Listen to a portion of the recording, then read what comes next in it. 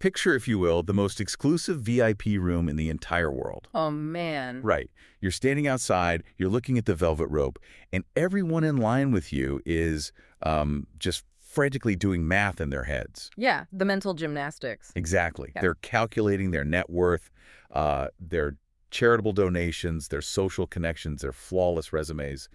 It is this constant, exhausting mental arithmetic. It really is. And we all do it. Yep. We all have this, like, invisible scorecard we carry around, Right. tallying up our points, basically assuming that the most deserving people, the ones with the highest scores, get the most access. Well, it's exhausting because we are deeply wired for transactions. I mean, from the time we're kids, the message is that if you bring enough value to the table, if you work hard enough, you earn your seat. The entire architecture of our society is built on that basic premise of earning and deserving. Which makes today's deep dive so incredibly countercultural. Because we are taking a fascinating stack of historical, linguistic, and theological sources, and we're anchoring the whole discussion on a really thought-provoking sermon from 1122. Yeah, that sermon is the primary driver for all of this. Exactly. And the core mission of our time together today is to show you how this invisible scorecard you and I carry around, it isn't just slightly flawed. It is utterly incompatible with how grace actually works. Totally incompatible. So the central argument from that 1122 sermon is that a very famous historical encounter isn't some, like, basic morality tale about greedy rich people and innocent little kids.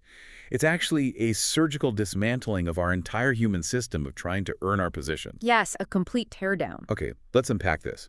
To really grasp how this invisible scorecard is destroyed, we have to look at who is being denied access to this ultimate VIP room and who is unexpectedly welcomed.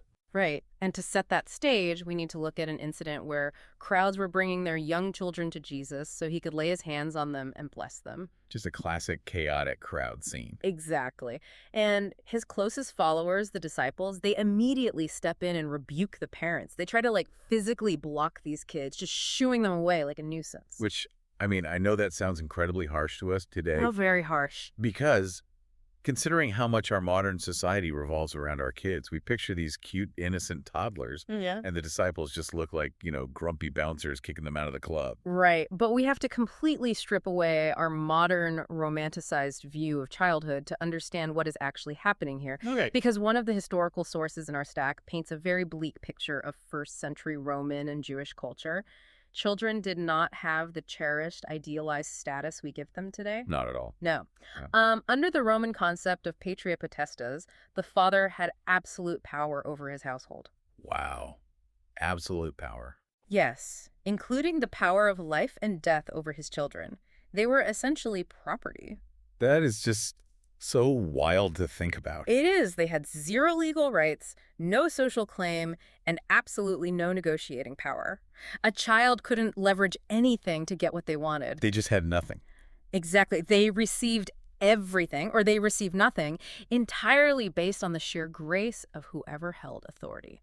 I want to throw in a modern analogy here Yeah. because, honestly, it suddenly makes the disciples' reaction make complete sense. Let's hear it. Imagine you're at a high-stakes networking event, like maybe a massive tech conference in Silicon Valley. Okay, yeah.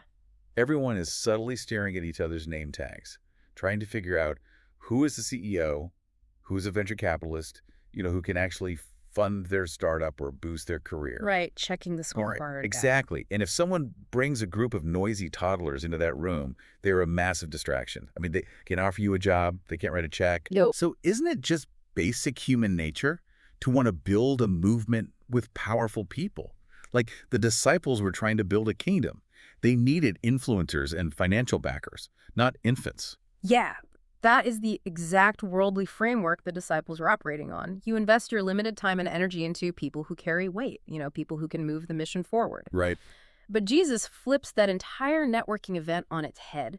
He gets visibly angry with his own disciples and demands that the children be brought to him. Why? And he does this precisely because they have absolutely nothing to offer. So it has nothing to do with children being inherently purer or cuter than adults. Not at all.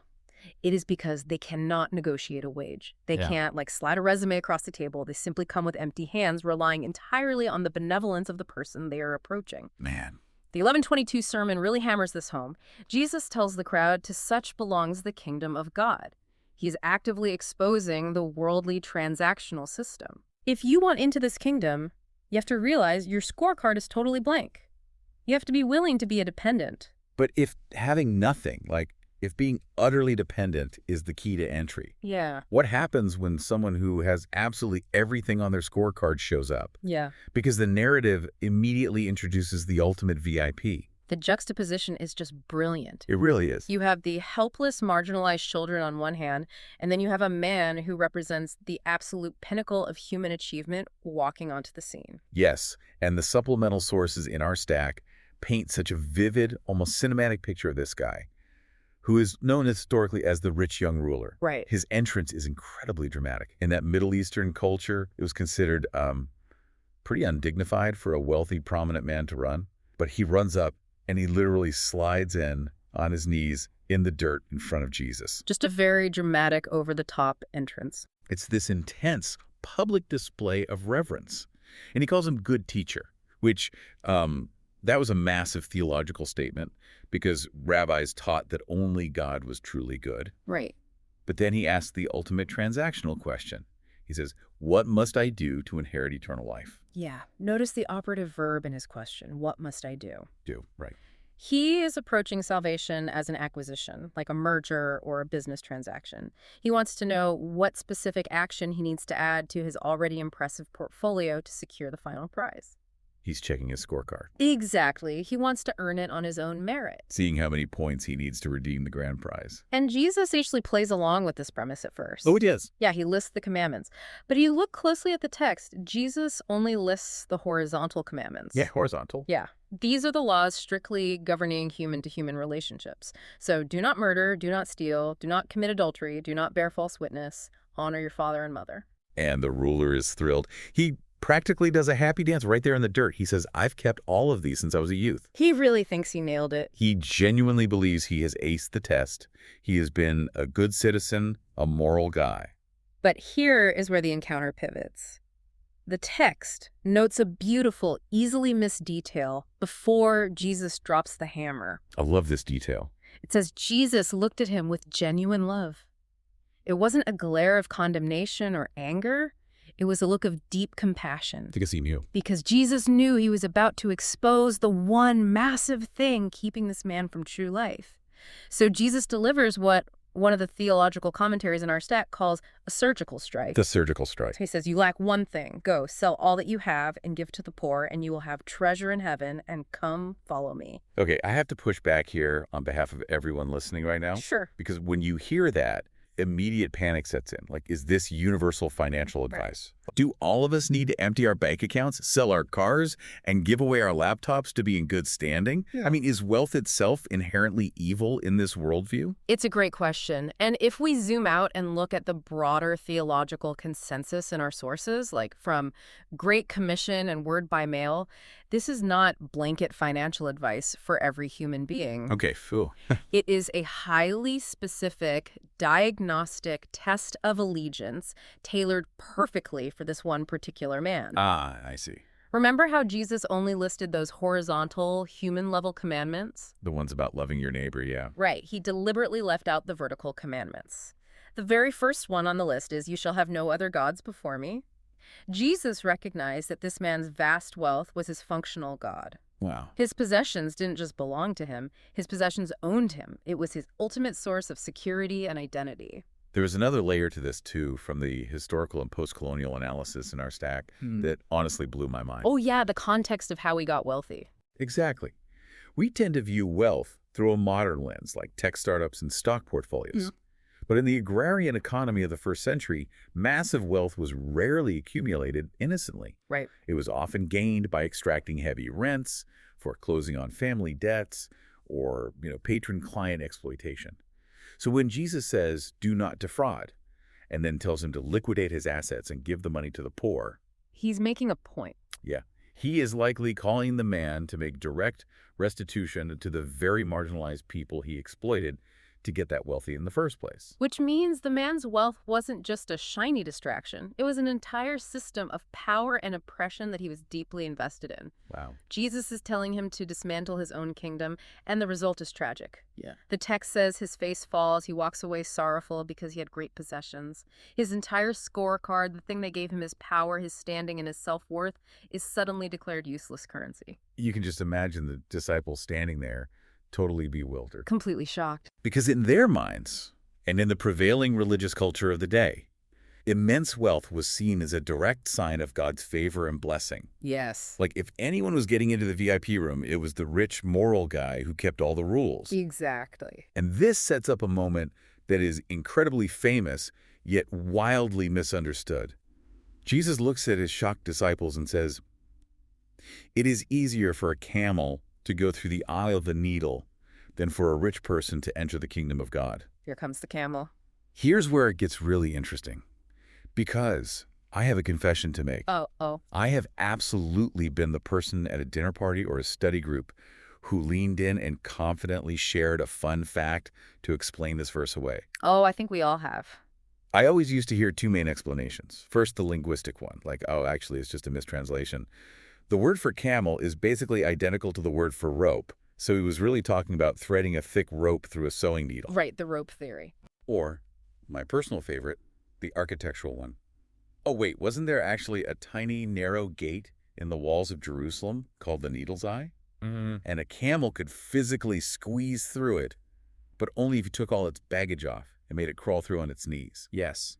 The rope myth and the gate myth. I thought I was so smart saying those. Well, we have some brilliant supplemental linguistic and historical papers in our stack, specifically from Hellenistic scholars and university presses, that systematically dismantle both of these ideas. Okay, ruin my dinner party facts. Let's do it. Let's take the gate myth first. Okay. There is absolutely zero archaeological, historical, or textual evidence that a gate named the Needle's Eye ever existed in Jerusalem during the 1st century. Wait, really? It's completely made up. Completely fabricated. The historical tracking shows this myth originated around the 11th century. The 11th century. That is way later. Yeah, it seems to have been invented by medieval commentators like Theophylact or Anselm. And what's fascinating here is you have to ask why they would invent it. Why would they? Well, these were commentators who were often funded by or preaching to very wealthy medieval lords and patrons. Ah, I see where this is going. Yeah. Telling a rich patron that salvation is impossible is a really tough sell. So they invent a convenient geographical feature to soften the text. And how did it survive to your dinner party? Simple historical telephone. Commentators copied other commentators for centuries without verifying the archaeology. That is wild. Okay, well, what about the rope? It sounds so plausible that a tired scribe just misspelled a vowel late at night. It does sound plausible. The Greek word for camel is kamelos. The word for rope is kamelos. Right. So close. But the scholarship points out that the idea of a misspelled vowel wasn't a modern discovery.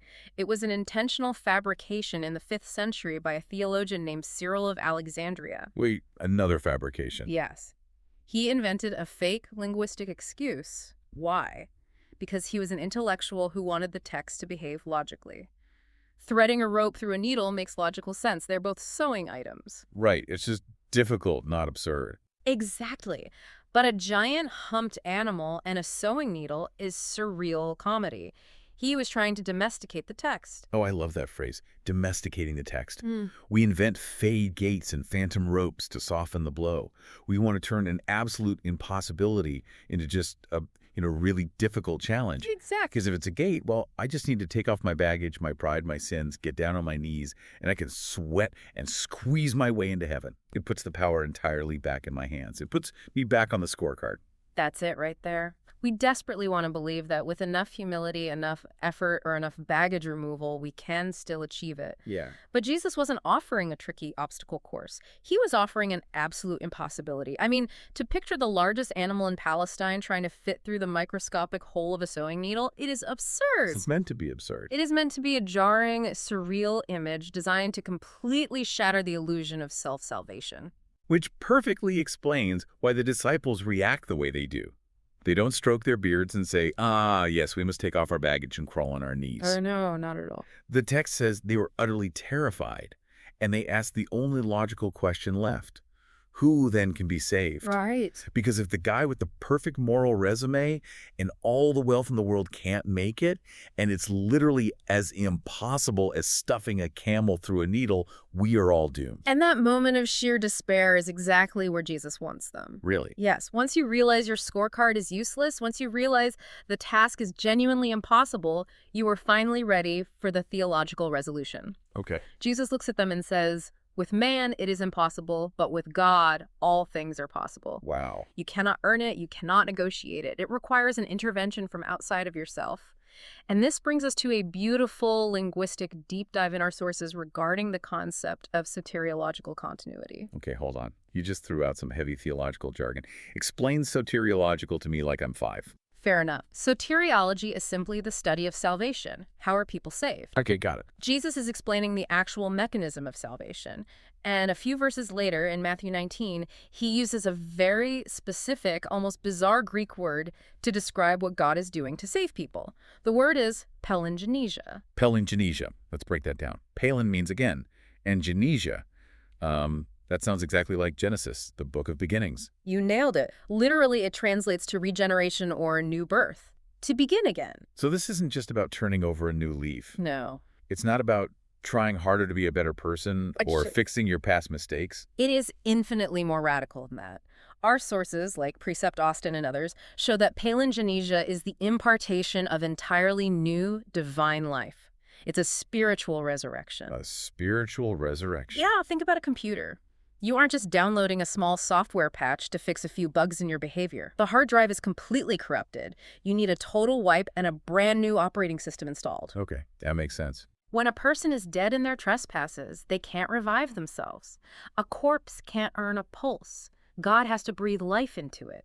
This new birth is a miraculous event that only God can perform, which completely sidesteps human effort. So what does this all mean? If we bring all of this together for you, listening right now, the reason the powerless children were welcomed into the VIP room and the incredibly successful ruler walked away, sad, comes down to what they were holding in their hands. Exactly. The children brought absolutely nothing. They just had empty hands, ready to receive a gift they couldn't possibly afford. And the rich man brought a heavy resume. He brought his wealth, his morality, his flawless record, trying to negotiate a wage. Yep.